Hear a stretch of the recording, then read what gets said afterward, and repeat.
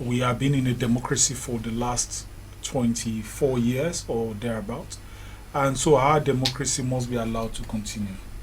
We have never had a course since 1999 to have had an interim government in place. And I think that those who are calling for this must be reprimanded, they must be corrected. In a democracy, everybody is allowed to express his or her own opinion. But such an opinion must not be allowed to take an autocratic form where it forms it is compelled upon an entire nation as how that nation must think. Nigerians have been democrats. We have had the last 20 plus years to train ourselves away from the military culture. And so those who are calling for this must either be living in the past, or they have some ulterior motive to ensure that this democracy fails.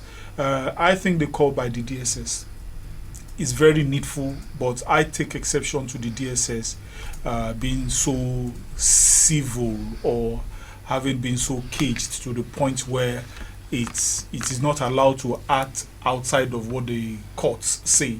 Because I took exception to that press statement. I think the DSS ought to be to be seen to have acted rather than to be preempting it. But they have their reasons for having said that.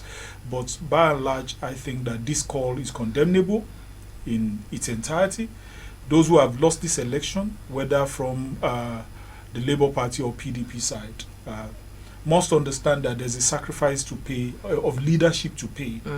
And though elections might have been lost now, but we need to lead this nation away from crisis, and that is very important.